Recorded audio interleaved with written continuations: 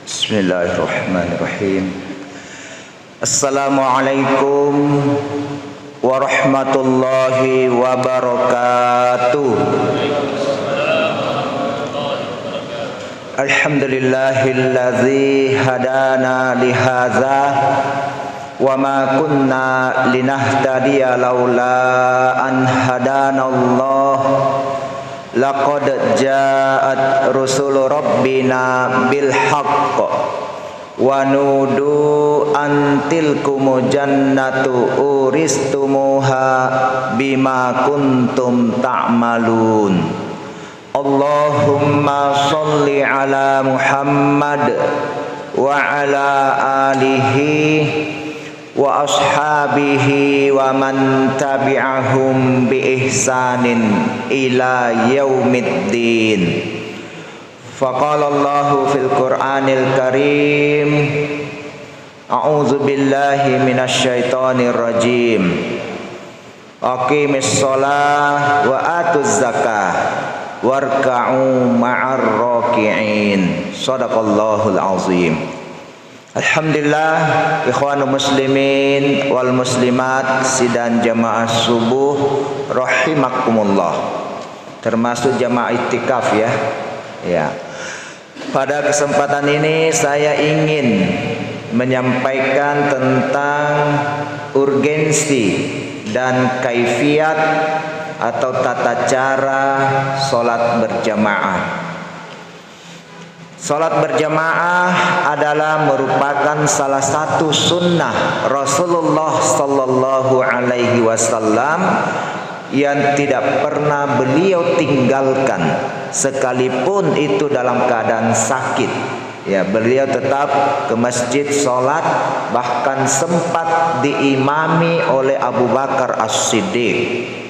Dan inilah yang merupakan pertimbangan utama sehingga Abu Bakar As-Siddiq diangkat sebagai khalifah pertama menggantikan Rasulullah SAW. Nah, salat berjamaah ini hukumnya minimal sunnat muakkadah, sunnat yang sangat dikuatkan, hampir wajib. Bahkan sebagian ulama sampai menyatakan itu wajib. Kenapa? Ini berdasarkan dialog dari Abdullah ibnu Ummi Maktum yang sempat meminta dispensasi keringanan kepada Rasulullah SAW. Ya Rasulullah, saya ini seorang buta, tidak ada yang tuntun saya untuk ke masjid. Bolehkah saya tidak mendatangi salat berjamaah? Waktu itu Rasulullah sempat menyatakan boleh. Tapi beliau kemudian bertanya, apakah kamu mendengar suara azan? Ya, saya dengar Rasulullah. Nah, kalau begitu kata Rasulullah SAW, datangilah atau penuhilah seruan azan itu untuk sholat berjamaah, sekalipun dengan merangkak. Sekalipun dengan merangkak, hanya berdasarkan mendengar suara azan dia datang. Iya. Nah, dari situ sebagian ulama menyatakan itu wajib kalau tidak ada uzur ya. Nah, kita lihat salat berjamaah ini banyak sekali faedahnya. Ya. Dia diberikan pahala 27 derajat. Kebanyakan hadis menjelaskan 27 derajat. Bukan 27 kali, tapi 27 derajat tingkatan. Di sebagian hadis ya ada menyatakan 25 derajat. Nah, kenapa berbeda 27 dengan 25? Sebagian ulama menjelaskan bahwa 25 derajat itu kalau sholat berjamaahnya di rumah. Jadi tetap dapat pahala berjamaah di rumah ya, khususnya untuk ibu-ibu. Ibu-ibu kan boleh dikata lebih baik di rumahnya kalau bisa berjamaah, karena kondisi masjid dulu ya, ini asbabul wurudnya. Kenapa hadisnya sampai muncul? Kondisi masjid dulu jauh agak terbatas, kemudian keamanannya juga kurang, ya. Maka lebih baik wanita sholat di rumahnya. Cuman kalau ada teman-temannya, jangan sholat sendiri-sendiri, ya. Usahakan tetap sholat berjamaah, ya. Kecuali kalau tidak ada temannya, nah boleh ke masjid, dan ini tidak bisa dilarang, boleh ke masjid, ya. Nah, kemudian ya sholat yang 27 derajat itulah di masjid. Tapi ada yang membagi juga, sebagian ulama menjelaskan untuk di masjid sholat yang derajatnya 25 derajat itu adalah sholat sir, yang zuhur dengan asar. Yang 27 derajat itu yang sholatnya jahar, yang kedengaran, ya, keras bacaan sholatnya, yaitu maghrib, isya, dan subuh. Yang jelas minimal 25 derajat. Ya, 27 lah kebanyakan hadis menyatakan kalau kita di masjid.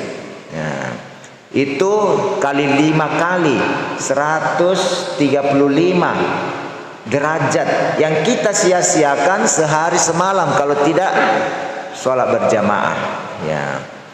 Nah itu.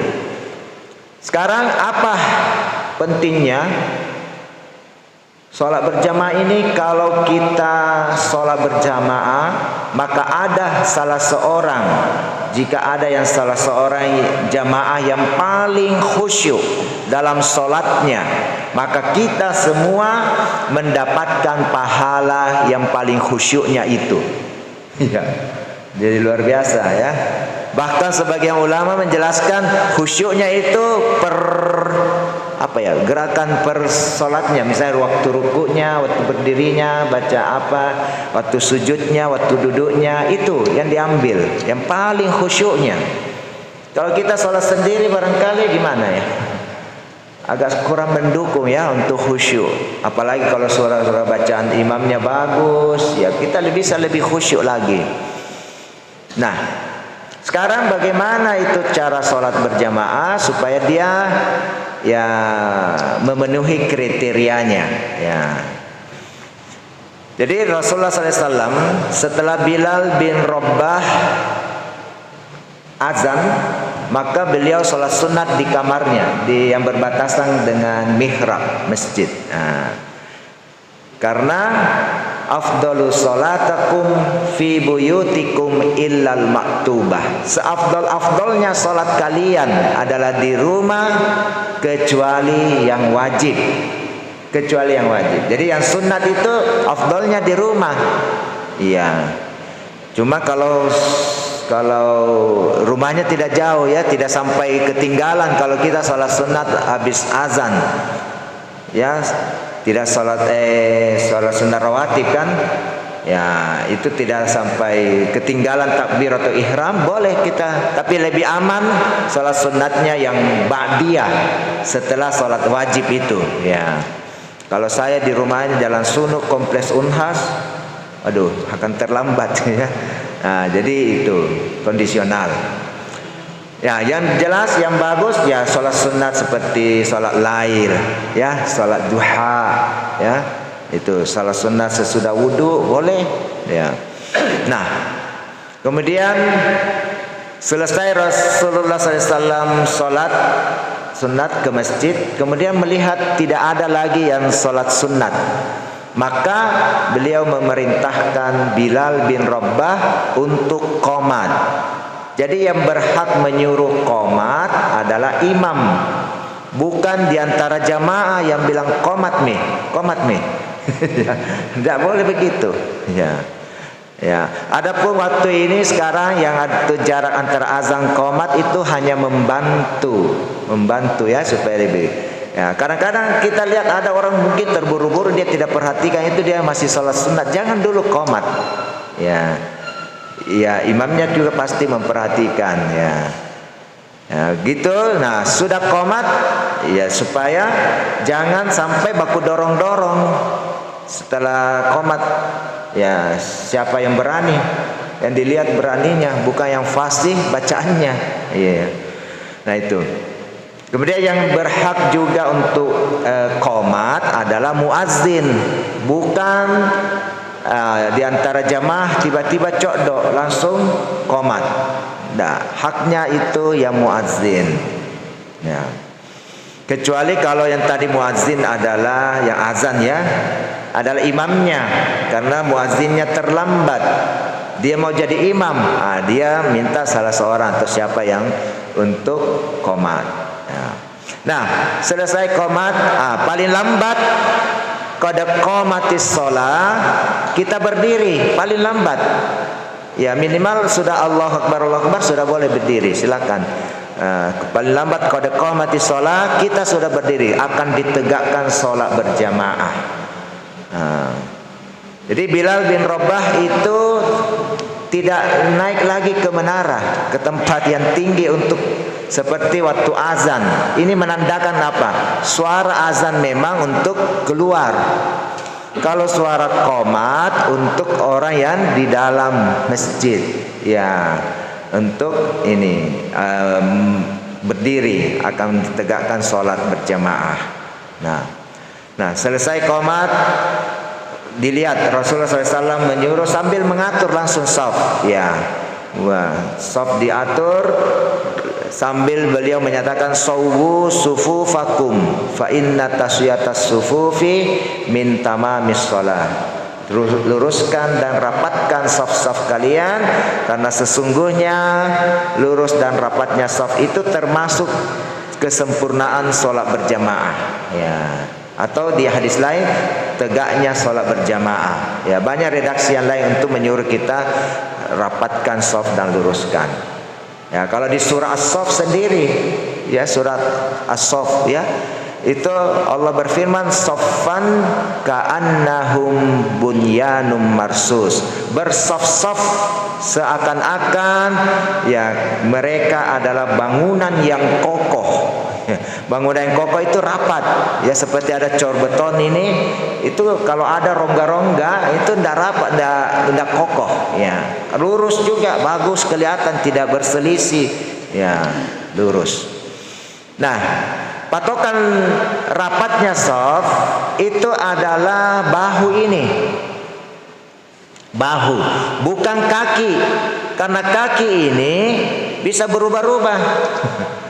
Jadi kaki hanya menyesuaikan sesuai lebar bahu, ya, lebarnya. Nah, baru rapat. Jangan kakinya terlalu lebar, apalagi sampai dicari kakinya orang, harus rapuh betul, kasih sakit kakinya orang. Jangan sekedar ini. Jadi jangan justru kita kasih lebar kaki, orang kan nggak mungkin injak kaki kita atau kita injak, jadi renggang itu shaf. Ya, jadi ini selebar bahu, minta untuk rapatkan. Nah, kemudian patokan lurusnya shaf itu adalah ala aqabikum, di atas tumit kalian, ini belakang kaki kita, tumit kita. Karena ini adalah tumpuan badan kita. Nah, kita duduk juga dia akan lurus itu. Makanya di belakang itu yang dilihat. Pernah waktu awal-awal pengaturan shaf itu Umar bin Khattab, dia bawa pedangnya. Bawa pedangnya, dikasih lurus garis, lihat, siapa yang tidak lurus diteptek. Jadi orang takut, ya, tidak lurus, harus lurus. Itu. Nah, sudah lurus rapat, Rasulullah SAW melihat lagi di shaf itu apa sudah penuh. Jangan sampai terisi shaf belakang, shaf di depan belum penuh. Kalau kita masjid ini kebanyakan di sini yang jadi barangkali biasanya, ya. Biasanya pintu masuk mana, di situ yang kosong.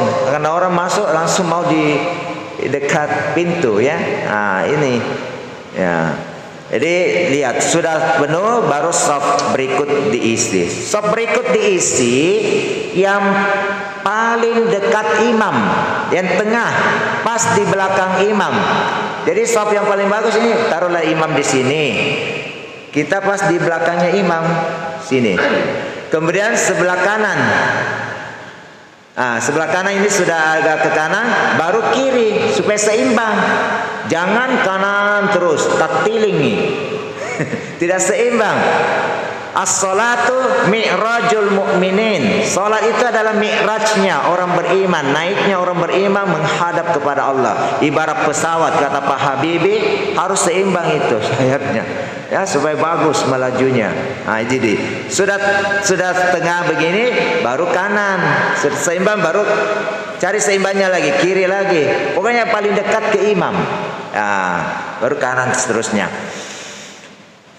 Selesai itu, nah kadang-kadang kita tinggal sendiri ya. Nah, harus ditemani, ada yang di depan untuk menemani ke belakang. Kalau dia hanya sendiri, supaya berdua, tidak boleh sendiri, itu namanya sholat sendiri. Makanya kalau dua orang imam dengan makmum, harus sejajar. Sebenarnya sejajar ini imam dengan makmum, ya. Tidak usah di belakang ini makmum. Ini imamnya sini, jangan, dia harus maju. Ya, paling beda sedikit. Ya, gitu, supaya tidak sampai melewati imamnya. Nah, kalau ada yang datang, ini datang menepuk yang makmumnya itu supaya mundur. Kalau ditepuk dia tidak mau mundur, bagaimana? Bisik ki, tabe mundur ki. Tapi jangan dia jawab bilang iya. Jangan juga jawab. Mundur saja. Kalau dia tidak mau mundur juga, bagaimana ini? Itu kalau tidak mau mundur ya terpaksa lah. Jangan kita tarik keras, paksa kiai bisa berkelahi, batal sholatnya orang. Kita duduk di berdiri sampingnya. Imamnya yang mengerti kalau ini kosong ya, tidak ada. Itu boleh ke depan. Kalau ini sholat kita baru berdua ya, baru berdua. Sholat dia maju ke depan kalau bukan tembok di depannya. Kalau tembok nih, bagaimana? Di sini perlunya belajar. Nah, jadi ini kalau belum sholat dia atur, harus dua orang temani. Kemudian bagaimana kalau sudah sholat? Sudah sholat, ternyata shaf itu sudah penuh, 2 shaf atau 3 shaf. Dia datang sendiri. Tidak ada orang yang dia lihat lagi jalan tadi ketemu atau lagi wudhu yang kira-kira akan bisa menemani untuk sholat berjamaah. Maka dia hendaknya memanggil atau menepuk satu orang di depannya.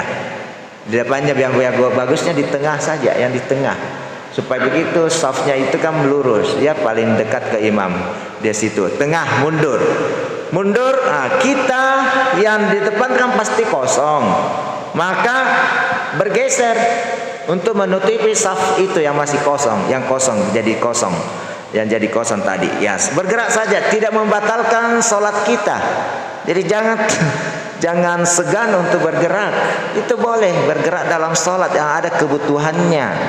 Ya, itu tidak membatalkan. Yang dimaksud Imam Syafi'i membatalkan sholat itu 3 kali berturut-turut bergerak tanpa keperluan. Kalau ada keperluan tidak masalah, seperti Rasulullah SAW pernah beliau menggendong cucunya sholat, ya ditaruh waktu mau ruku, begitu sujud juga kadang diatur. Kemudian kadang-kadang naik ke punggungnya itu cucunya digerak-gerak untuk diatur, tidak masalah ya. Atau hapeta ada bunyi, tiba-tiba berdering, lupa tadi dimatikan atau silent. Bunyi, matikan saja, jangan dijawab. Jangan matikan saja. Ibu-ibu mungkin yang bawa anak-anak ya, anaknya menangis, ambil gendong, jangan dibiarkan guling-guling di situ tambah menangis. Wah, ya, ambil gendong ya, gitu. Nah, kita sholat juga bagusnya itu buka mata. Buka mata, jangan ditutup. Tidak ditutup pasrah. Ya. Buka supaya apa fungsinya? Supaya kita bisa tahu, bisa lihat kalau ada binatang buas ada di depan kita. Ada ular, kalajengking atau apa yang bisa membahayakan kita, kita usir. Kalau tidak masih boleh kita bunuh saja, baru lanjutkan sholatnya. Tidak batal sholatnya, tinggal dilanjutkan ya. Kemudian waktu kita sholat juga kadang-kadang mungkin ada orang yang lewat di depan kita ya. Maka kita sholat, kalau kita buka mata kan kelihatan. Ya, maka kita tahan ya. Kalau dari sini tangan kanan, kalau dia dari kiri, bagusnya pakai tangan kiri, tahan. Jangan kalau dia dari kita tahan begini. Pernah ada orang lagi sholat dia kasih begini, dijabat ke tangannya. Dia kira orang mau jabat tangan, dia kasih begini, ini jabat. Waduh, ini sebenarnya mau menahan. Harusnya makanya tangan kiri lah, supaya dia tidak jabat ke tangan. Gitu. Jadi sudah penuh. Kalau di tengah tidak mau, baru kita cari di pinggir sana kah atau sini, ya, pinggir untuk menemani di belakang. Kalau tidak, ya sudah nih, jangan kita tepuk semua. Orang tidak ngerti, habis waktu tak. Ya mudah-mudahan ada malaikat yang menemani kita, gitu ya. Nah kita yang baru datang, perhatikan di depan lagi ya, begitu selalu. Mungkin kan ada yang kosong tadi ya. Nah, jadi Rasulullah SAW takbir sholat. Nah, dalam sholat ada dua macam takbir, ya, takbiratul ihram dan takbiratul intikal. Intikal itu perubahan gerakan. Jadi takbir selama bergerak itu. Jadi misalnya dia takbir mau ruku, Allahu Akbar, begitu. Jangan sudah ruku begini posisinya, baru dia takbir Allahu Akbar. Jangan. Ini tidak sesuai. Posisi ruku maupun sujud itu ada bacaan sendiri, bacaan ruku dan sujud, bukan Allahu Akbar. Allahu Akbar itu dalam perubahan gerakan. Cuma mungkin jangan lambat gerakan tak, karena nanti dilombai oleh makmum. Ruku atau sujud, maka kepalanya makmum ini akan diganti dengan kepala himar, keledai. Ya, keledai. Ya. Maka ya kita jaga. Bagusnya sudah pertengahan kita gerak begini, punggung kita sudah berapa ini? 45 derajat. Baru kita takbirin Allahu Akbar. Masih gerak ini, aman insyaallah. Begitu juga turun sujud, ya lutut tak, paling lambat waktu tangan tak menyentuh lantai, itu takbir gerak. Allah Akbar. Insyaallah tidak dilombai oleh makmum lah, ya. Ya itu. Nah, kemudian waktu baca Al-Fatihah selesai imam, ya, kan waladdallin. Jangan langsung amin. Dengar dulu imam. Baru kita ikut amin. Ya, insya Allah kalau sama bersamaan imam dengan makmum baca amin, malaikat ikut mengaminkan. Ya, jangan berbeda. Atau jangan tidak baca salah satunya. Imam kadang-kadang karena duluan makmumnya baca amin, dia tidak baca lagi. Ini salah. Jangan, tetap baca saja walaupun sudah dilombai. Ya, minimal hampir bersamaan lah. Ya. Atau kadang-kadang juga makmum, saya biasa sholat berjamaah, kadang-kadang makmum samping saya tidak baca amin. Apakah dalam hati? Mungkin dalam hati. Tapi kalau suara sholatnya itu jahar tongki aminnya. Kalau dia sir memang tidak kedengaran. Jadi cara baca aminnya sama panjang. Amin. Begitu. Amin. Jangan, itu artinya apa? Kabulkanlah. Jangan salah satunya pendek atau dua-dua pendek. Misalnya amin. Wah, apa artinya ini? Amin. Aminu, berimanlah kalian. Amin, berimanlah kamu, satu orang. Jadi kalau amin, berimanlah kamu. Ada juga amin, hanya pendek, minnya yang panjang. Amin, artinya aman. Baladil amin, negeri yang aman. Jadi bukan mau dikabulkan. Yang saya tidak tahu apa artinya itu. Mungkin ada ustaz nanti bisa jelas. Amin, amin. Itu tidak tahu apa artinya. Ada juga pernah di masjid apa itu ya, Jabal Rahmah itu imamnya dia baca cepat amin, amin. Baru dia baca ayat, siap-siap baca ayat. Saya bilang jangan panjangkan juga bersamaan dengan makmum. Iya, karena imam itu jadi patokan. Ini Kita sudah sholat berkali-kali, ternyata aminnya saja kita tidak bagus. Bagaimana mau dikabulkan oleh Allah? Nauzubillah min zalik ya. Kemudian jadi itu takbir terus turun. Turun sujud. Ini mana dulu, kaki atau tangan ya?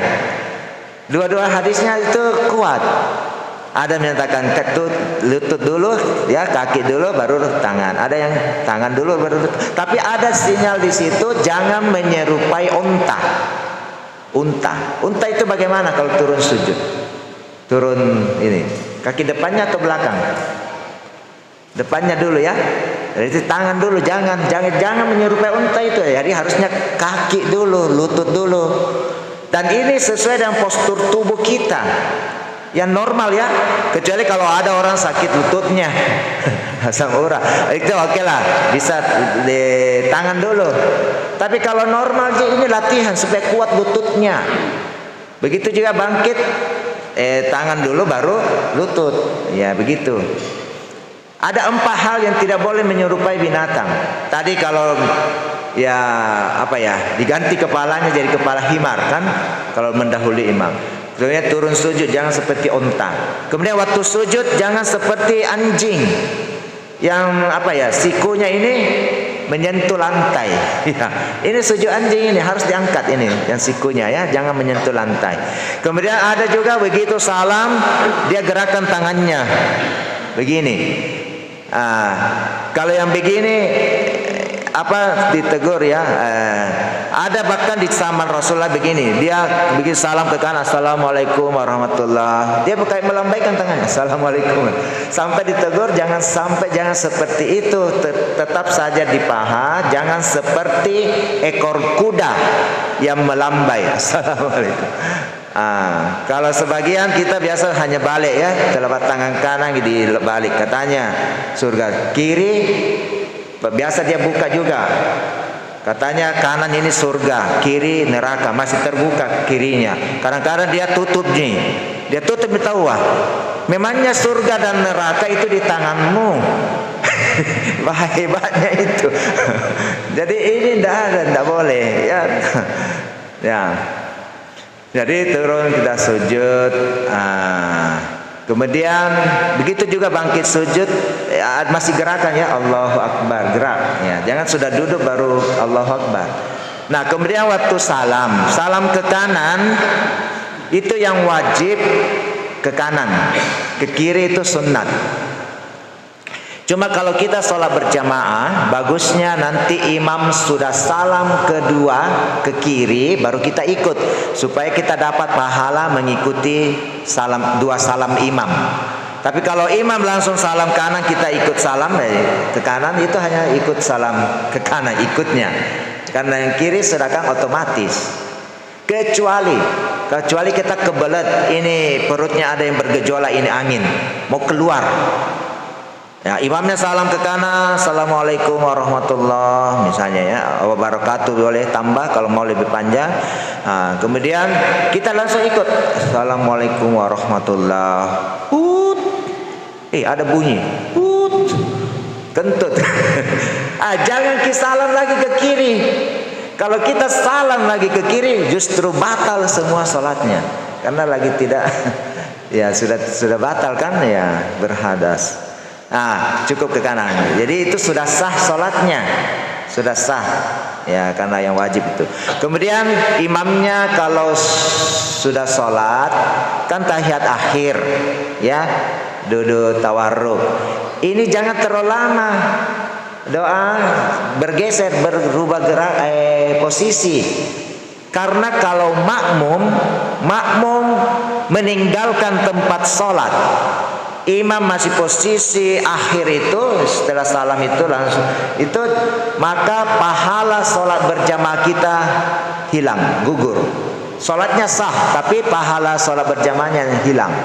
Maka imam jangan terus posisi tahiyat akhir, jangan, berubah gerakan ya, menghadap, yang bagus langsung menghadap makmum, langsung menghadap semua ke belakang ya, gitu. Nah selesai sholat kan mungkin ada yang masbuk, Masbuk mungkin ada di sana, ada di pinggir sana, ada di belakang. Jangan mengangkat imam di antara masbuk, sesama masbuk. Dilarang mengangkat imam sesama masbuk. Kenapa? Tidak boleh ada dua imam dalam satu sholat. Ya, jangan. Jadi bisa saja juga berjamaah dari tiga, di sana satu berjamaah kan angkat imam apa sini, di belakang lagi jadi tiga. Jadi yang dimaksud sholat berjamaah berantai itu adalah orang yang baru datang tidak dapati imam pertama. Dia mengangkat dari yang masbuk itu sebagai imam, itu yang berantai berjamaahnya. Tapi kalau imamnya mungkin sudah tahiyat akhir, kalau kita sendiri ikut saja. Kalau kita dapat tahiyat akhir, tetap dapat pahala sholat berjamaah. Ya, walaupun bahkan sebagian ulama menyatakan walaupun sudah selesai, kita datang dengan niat berjamaah di masjid, Allah hitung berikan pahala berjamaahnya. Persembahkan oleh Yayasan Haji Muhammad Cheng Ho Sulsel dan Takmir Masjid Muhammad Cheng Ho Goa.